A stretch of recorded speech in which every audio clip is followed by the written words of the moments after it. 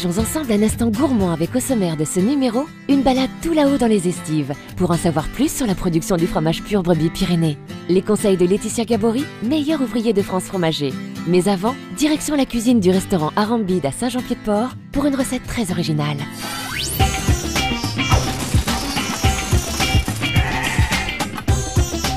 Bonjour chef, qu'est-ce que ce fromage évoque pour vous? J'aime cuisiner le fromage pur brebis Pyrénées, car c'est un fromage de ma région. Quand il est chaud, il amène encore d'autres arômes. Et on a voulu aussi le mettre en beignet pour l'originalité un petit peu de la recette, pour faire découvrir aux gens cette façon de travailler. Tout de suite, la liste des ingrédients.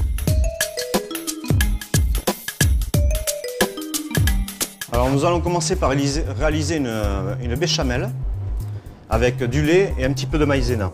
Là, je mélange ma maïzena, je vais la détendre un petit peu. Vous reversez tout dans la casserole. On va juste faire cuire quelques instants, juste pour donner une ébullition. Là, voilà, je donne une ébullition, ça épaissit. Hop, je l'éteins. On retire du feu. On va l'assaisonner légèrement de sel et de poivre blanc. Ensuite, nous allons rajouter notre brebis râpée. Ensuite, on va rajouter nos dés de fromage de brebis. La béchamel, c'est juste pour amener une petite liaison à l'appareil. Une fois qu'on a mis le brebis, on va rajouter les dés de pâte de coin. Ça, c'est prêt. On va le garder là. Et maintenant, nous allons mettre nos feuilles de riz à ramollir pendant 1 à 2 minutes dans de l'eau tiède. Bientôt, la suite de la recette.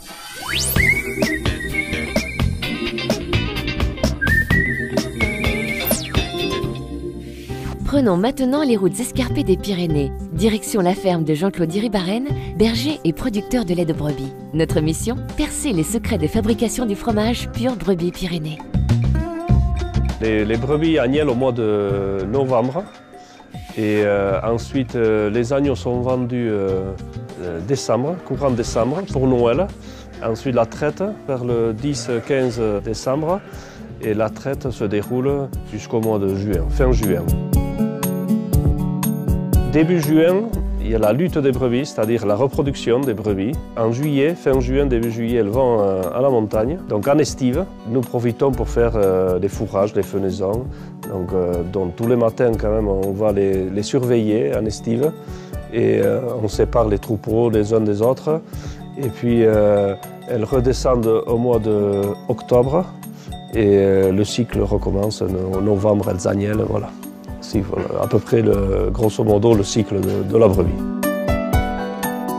Les prairies sont libres pour faire des foins.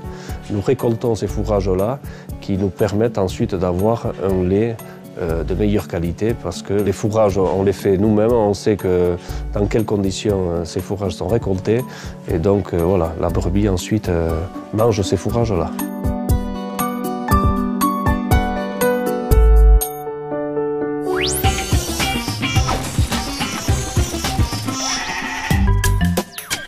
Allez, on retourne en cuisine. Maintenant, nous allons monter nos beignets de fromage de brebis à la pâte de coin. Les feuilles de riz ont bien ramolli. Là, vous les mettez dans deux petits ramequins pour faire un petit creux. Ensuite, nous allons rajouter du mélange brebis, pâte de coin. Ensuite, nous allons couper deux petits morceaux de ficelle pour pouvoir les fermer. Nous allons les ficeler. Voilà. Vous avez 2 petits beignets prêts à passer dans la pâte à tempura que nous allons faire maintenant. Vous prenez la farine à tempura, c'est dans un petit ramequin. On va la détendre avec de l'eau, là, petit à petit. Ensuite, nous allons passer à la cuisson. Alors pour ça, il vous faut une friteuse à 170 degrés.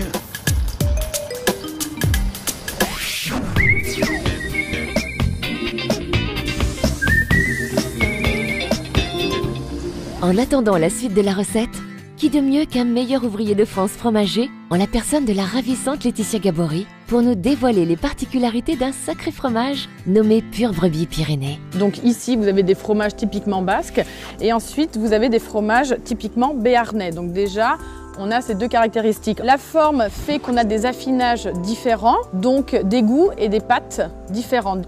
Donc plus on a un fromage qui est jeune, plus on va avoir quelque chose d'assez doux, assez lacté.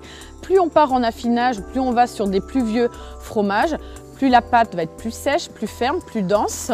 Et aussi, on va avoir quelque chose de plus fruité. Et sur des très vieux, on peut partir sur des goûts un petit peu sucrés. Ce fromage, on peut le déguster avec quoi? Traditionnellement, au Pays Basque, on va le déguster avec une confiture à la cerise noire, tout simplement.